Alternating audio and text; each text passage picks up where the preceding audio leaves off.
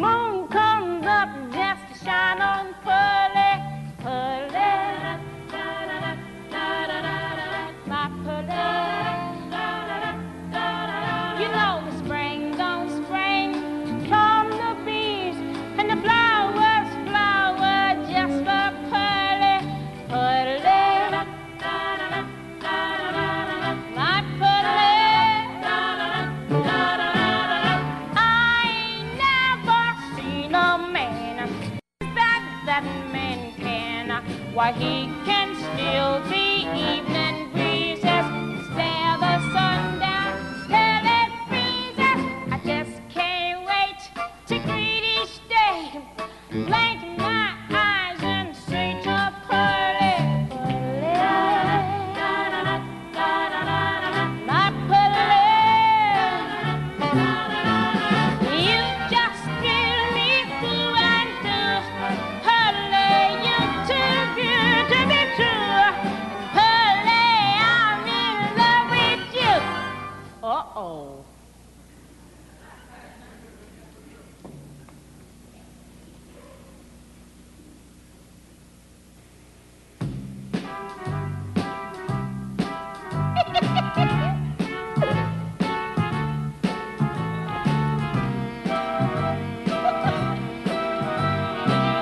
Oh, hit it.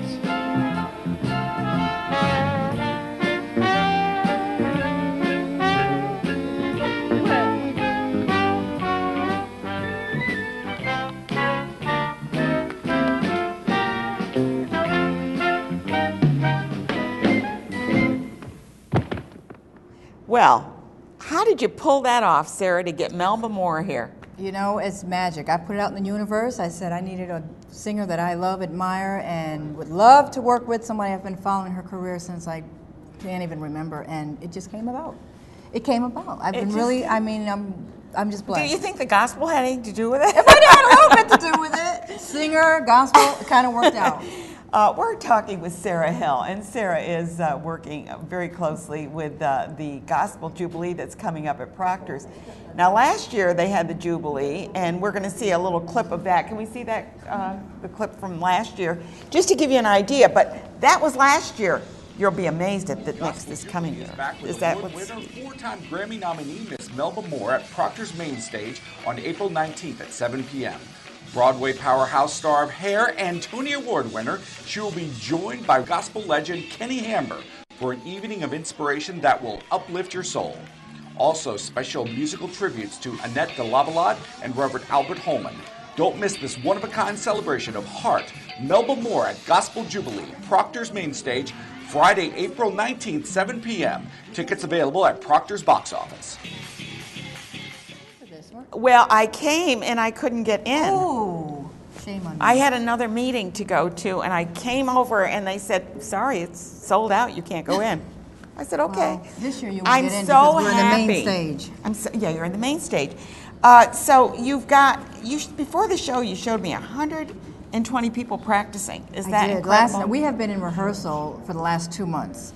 And we actually had a rehearsal last night at the Memorial Chapel at Union College. And the choir is comprised of various choir members from churches around the Capital Region. Okay.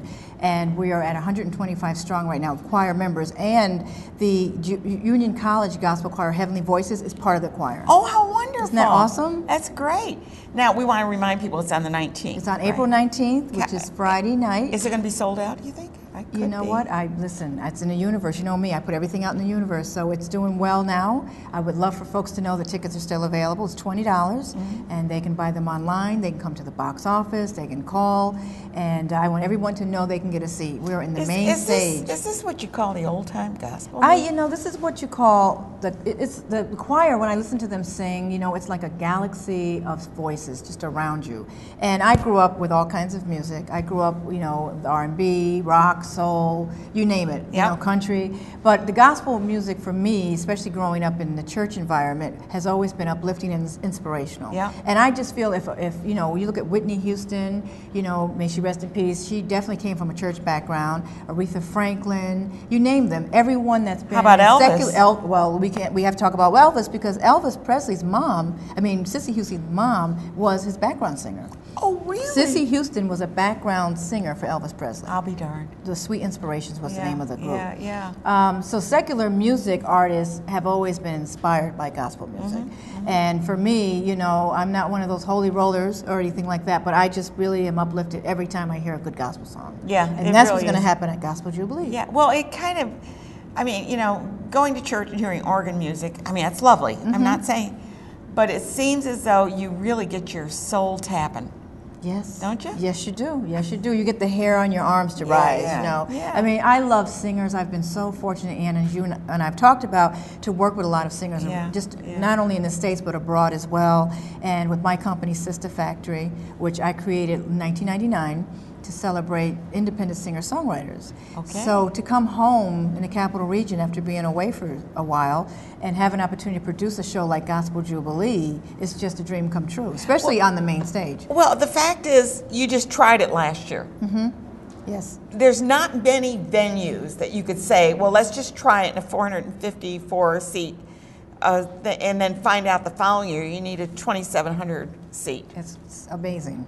It's amazing. It is What's amazing. Great support. And it's such a great program because we celebrate gospel music, but we also celebrate community, beloved pastors and icons who have been such an uplift to the community. And you're and we did that last year when we honored, having a tribute to Annette de Lavalon. Annette de Lavalon was the publisher and editor of Classic newspaper. It was the only African American newspaper in the Capital Region. And this woman was a one-woman operation. She was a force. She was a force to be reckoned with. And unfortunately, she passed away a few years ago. So we're going to honor her and her memory with a scholarship to a student majoring in English or journalism. Oh, wonderful. And we're also honoring a former pastor of Mount Olivet Missionary Baptist Church, Albert Holman. And he's retired now. So, you know, again, it gives back to the community, but all along, great singing, great praise, and just a good time in music.